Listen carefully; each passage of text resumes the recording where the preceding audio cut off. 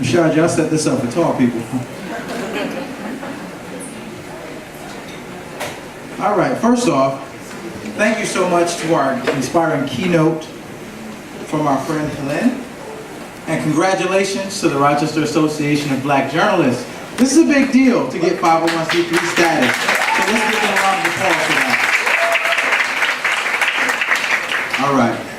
So Grand Rising, to each of you radiant luminaries, I am both humbled and elated to partake in such a feast designed to empower us all. Before I begin my prepared remarks, I see that there's a few of my elders in the room, so it's prudent to do a little bit of cultural housekeeping. And I'm going to ask Elder Young permission to speak. You have my full-throated support and permission to speak. Ashe, ashe.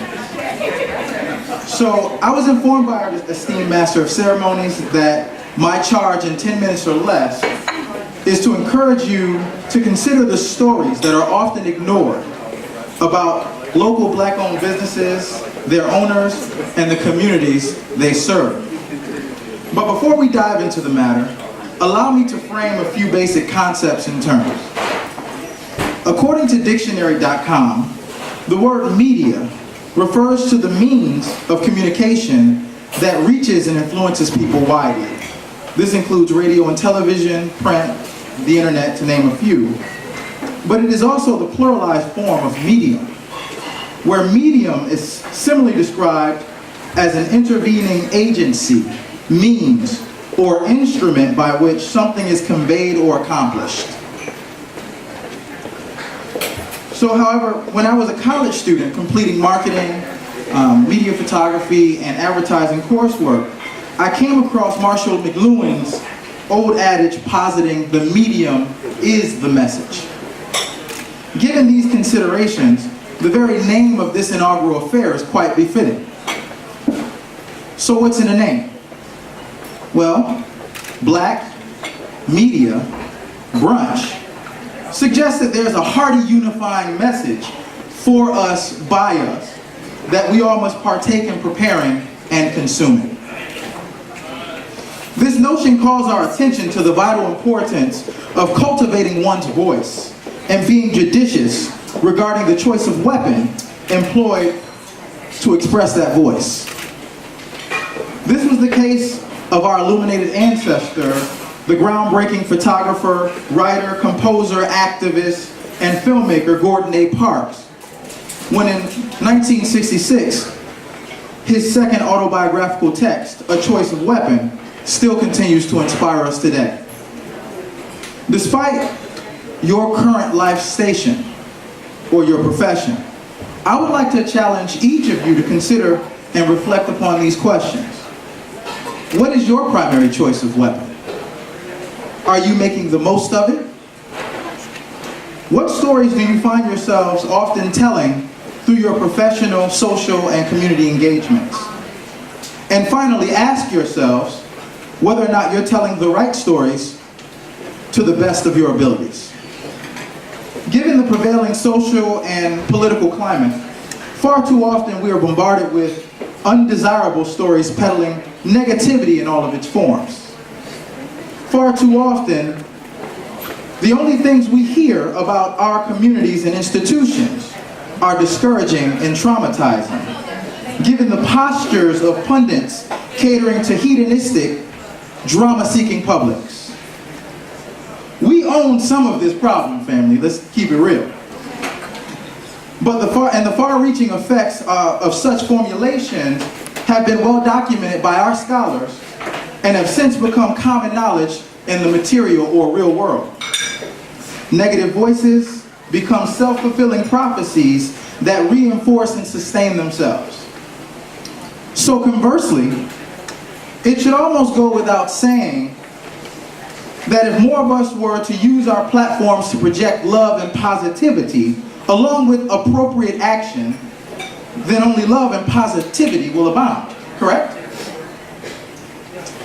And so we must become highly selective with our voices and critically determine which stories to share, when, where, how, and why. And I particularly want to bring your attention to the why. Also, we must stop allowing other individuals from other cultural groups to speak on our behalf, especially when their worldview is not congruent with ours and they don't have our permission to do so. Appreciate you, sister.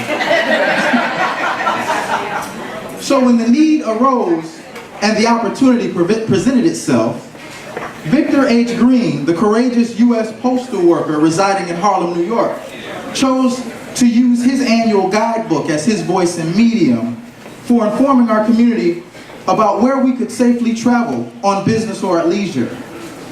He did this for nearly 3 decades at a time when it was unsafe to simply exist, given our coveted African features and this sun-kissed beautiful brown skin we're adorned in.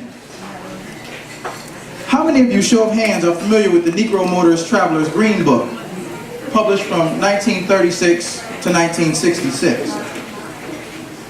This is a facsimile. It was in this tradition that my colleagues and I assumed the ambitious responsibility of spearheading the development of black-owned business Rochester in service to the Rochester community of the 21st century. Though the times have changed, our shared struggle and prospects for an even brighter tomorrow remain the same. And our lofty objectives are thus, 1, to bring our people together in unity in one place. 2, to centralize developmental resources, market opportunities, and a community calendar that keeps us knowing, collaborating, and growing together. And lastly, to get us moving in the same direction towards not 1, not 2, not 3, 4, or 5, but 6 generations of sustained progress. So where do we go from here? Firstly, we should all be utilizing the tools available to us to productively advance that hearty unifying message for us, by us, that we can all partake in preparing and consuming. Secondly, I'm going to charge each of you with using your voice and media to report when black organizations are formed, rather than only when they fall. Take time to explicate why they thrive when they survive the odds before them. Profile the novelty of our offerings and nobler purposes when making the cognitive link to how the success of black enterprise contributes to the proliferation and strengthening of the black economy, fair-paying jobs, safer neighborhoods, and other positive externalities for black families. And on a more personal note, call out how black entrepreneurs often hold down full-time employment while putting themselves through school and holding firm to their dreams of community impact and collective black progress. Teach how our sisters are the fastest growing cohort of new business owners in America in spite of gender bias and holding down their households alone. Explain how the largest employers of black people tend to be all levels of government and black-owned businesses due to the lack of racial healing, equity, and prevailing notions of superiority and rational self-interest in the mainstream academic, nonprofit, and private sectors. Connect those jewels, those cultural jewels from our story, to current events and new opportunities for creating innovative high-growth ventures that take us forward and make our nation more competitive on the world stage. In closing, let us elevate our strivings, our resilience, and success until it becomes the bar, the new normal, where the standard is excellence, always. Not because the alternative is completely untrue, because we know better, but to restore order and balance to our narratives and grow from the whole experience. And finally, family, remember this. We cannot thrive together until we get ourselves together. You've all been a generous audience. Thank you so much for your time, and enjoy the rest of this afternoon.